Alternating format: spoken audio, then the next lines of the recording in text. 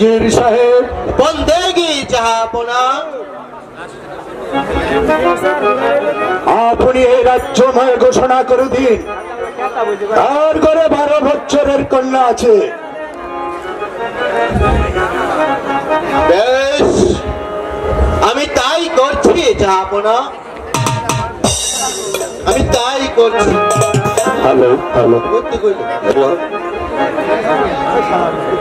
আর কে আছিস?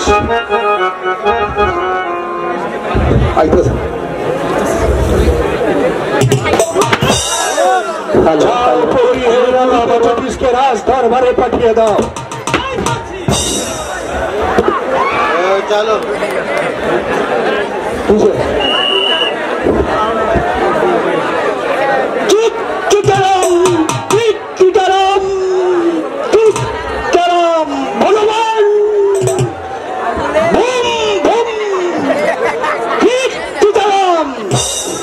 আমায় কেন স্মরণ করেছেন মহারাজ? শোনো জ্যোতিষ, তুমি গণনা করে দেখো কার ঘরে 12 বছরের কন্যা আছে। আমি তাই করছি মহারাজ, তাই করছি। চিতারাম চিতারাম চিতারাম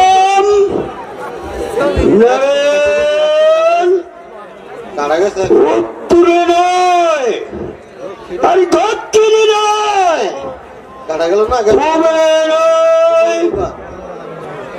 ও পেয়েছি পেয়েছি মহারাজ, পেয়েছি। শুধু বলো কার ঘরে 12 বছরের কন্যা আছে? মহারাজ আমি যে বলতে সাহস পাই না মহারাজ। তোমাকে আমি নির্ভয় দান করলাম, তুমি খুলে বলো। মহারাজ আপনার হুজুরের কন্যা মা রূপন আগামীকাল 12 বছর পূর্ণ হয়ে যাচ্ছে। তাহলে তুমি এখন আসতে পারো, যদি আমায় বক্সি দিবেন না মহারাজ। কোথায় উজির সাহেব?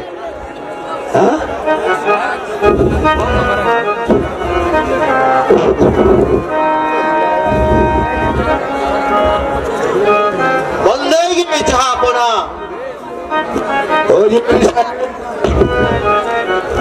আপনি পেয়েছেন 12 বছরের না জাহাপনা,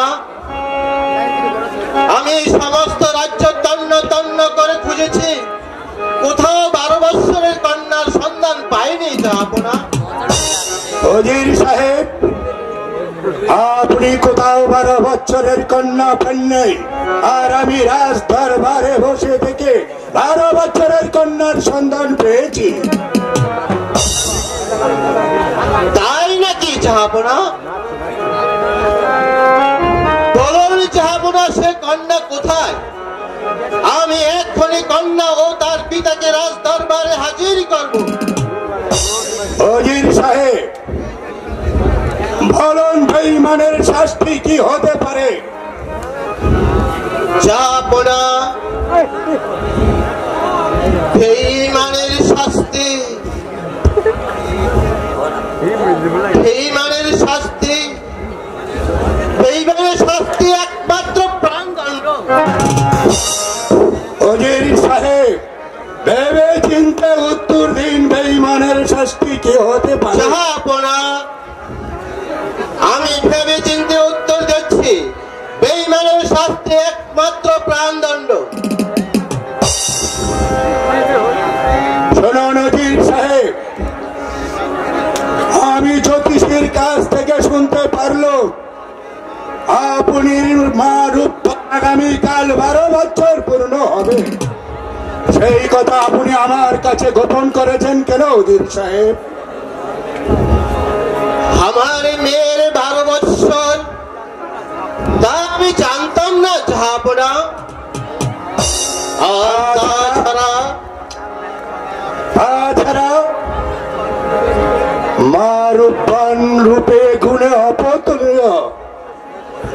দানশীল ও চরিত্র প্রতি,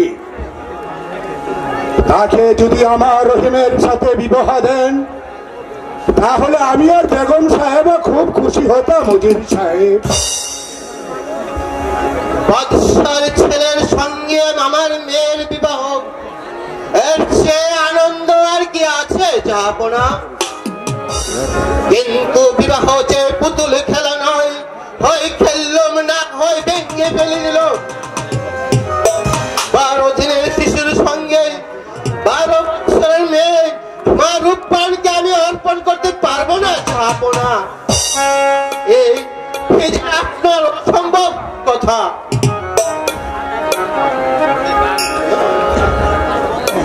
আমার দ্বারা কার কিছুতেই সম্ভব হবে না, কারণ আমি যে তার জন্মদাতা পিতা। শোনুন উজির সাহেব, মা রূপবানকে যদি রহিমের সাথে বিবাহ না দেন তাহলে যে রহিমকে বাঁচানো যাবে না উজির সাহেব। তাতে যে রাজ্যের অমঙ্গল হবে। হোক সে অমঙ্গল, তবু আমি পারবো না জাহাপনা। ওই 12 দিনের পুতুলের সাথে আমার মাকে আমি অর্পণ করতে পারবো না। শোনো উজির সাহেব, রহিমের সাথে যদি মা রূপবানের বিবাহ না দেন তাহলে আমি তার বিশাল রাজ্য দান করব তাহাকে। তাতে আপনি রাজি আছেন? যদি আমার রহিমের হাতে মা রূপবানকে তুলে দিন। আমি পারবো না পাবো না। এইরূপ একটি রাজ্য কেন, শত শত রাজ্য লিখে দিলেও আমি পারবো না চাহবো না। আপনার ওই 12 বৎসরের মেয়েকে আমি আপনার সেই 12 দিনের পুতুলের সাথে বিয়ে দিতে পারবো না চাহবো না। আপনি আমাকে মাফ করুন চাহবো না। শোনো নজির সাহেব, আমি বাদশাহ নন্দন, তবু তোমাকে অনুরোধ করি ভাই, আমার কথা তুমি রাখো ভাই। না ভেতো যে আমার পুত্রকে জীবিত রাখা যাবে না উজির সাহেব। মণিপুরের অভিশাপ। না না না, বৃথা অনুরোধ আপনি আমায় করবেন না। জানা উজির সাহেব, আমার কথায় রাজি না হলে আমি তোমাকে কি করতে পারি তা জানি আপনার বিচারে হয়তো আমার প্রাণদণ্ড হবে। আমার এই তুচ্ছ প্রাণের জন্য আমি আমার মায়ের সর্বনাশ করতে পারবো না। তার চেয়ে ওই আমার মাকে গলা টিপে হত্যা করে ওই নদীর স্রোতে ভাসিয়ে দেব। আমার কথা শুনবে না? না না না, আমি শুনবো না। কি আছিস?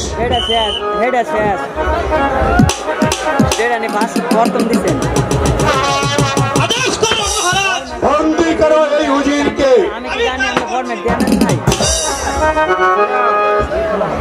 মানে এইটা কি এটা ফরম্যাট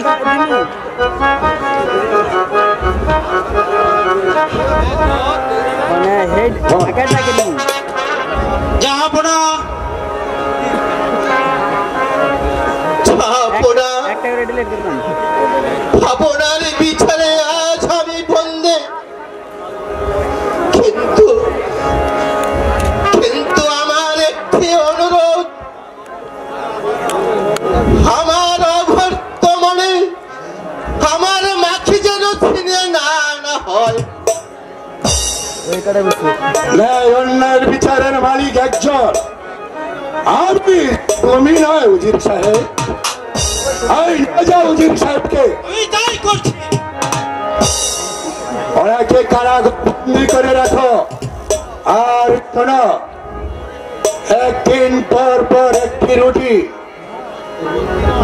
আর শোনো, বন্দি নয়, তাকে হত্যার আদেশ দেওয়া হলো। নিয়ে যাও সম্মুখে। আপনি মনে করেছেন আমার এই তুচ্ছ প্রাণের জন্য আমি আমার মায়ের সর্বনাশ করব? তা কিছুতেই সম্ভব নয়, কিছুতেই সম্ভব নয়।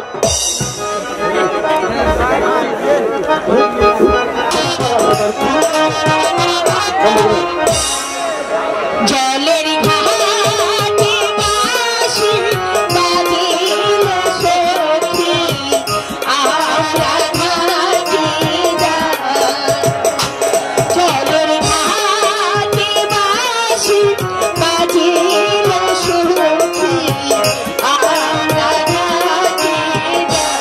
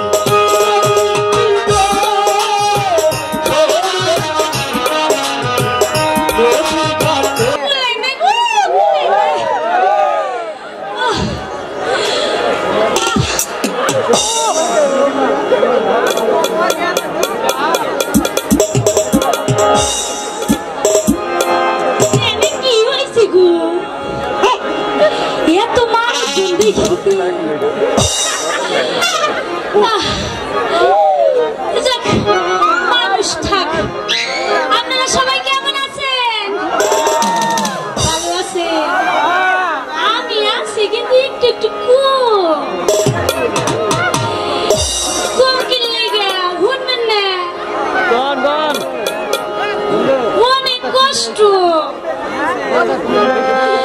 যে ঠান্ডা পড়ছে গো, ঠান্ডায় সারা শরীরে তো শেষ। তাই তো কিছু ভালো লাগে না, আর কি দুঃখের কথা কমু, একটু বাইবানি ভালো লাগতেছে না।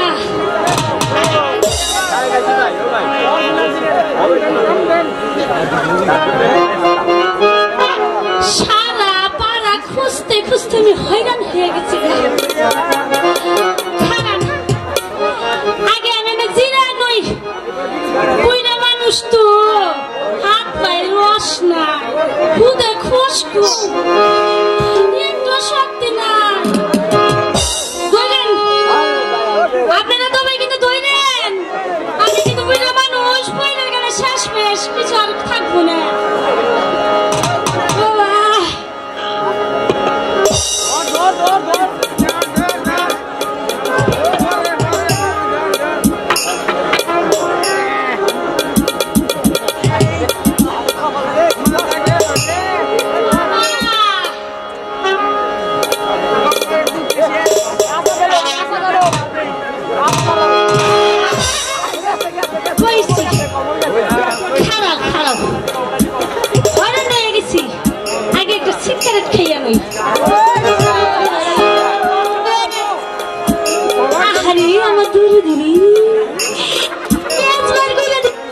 শোনা দেও দেও, তুমি বুঝলে আমার দুঃখ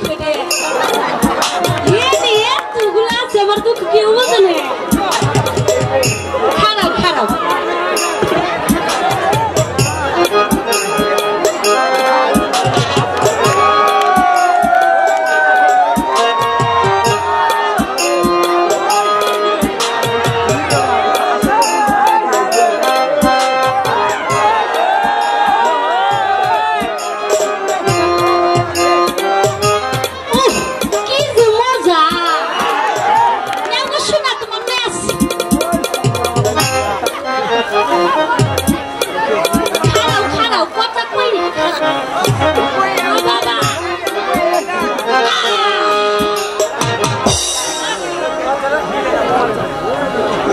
খাইলাম, একে একা খাইতে কি ভালো লাগে,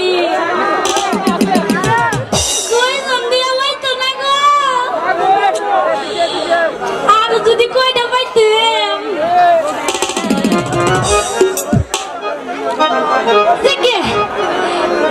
আমার যে দুঃখ শুনবেন আপনারা, শুনবেন। এই শীতের রাত্রে সবাই সবার লগের মানুষ নিয়ে উড়ে থাকে, আমার না কোনো মানুষ নাই। বাবা মায়ের বিয়া দিয়েছিল এই যৌবন কালে, এই যৌবন কালে কি আদর যে করছিল, এই আদরের কথা মনে হলে আমার বুকটা বাইটা যায়। দেখো আমার যে নাতি আছে, ওরে দেখে কিছু কিছু জ্বালামি, বালুস নিয়ে আর তুলার বালুস কি কথা হনে, এই যে তুলার বালুস সারা রাত্রে কথা কইলে আমার লগে কোনো কথাই হয় না।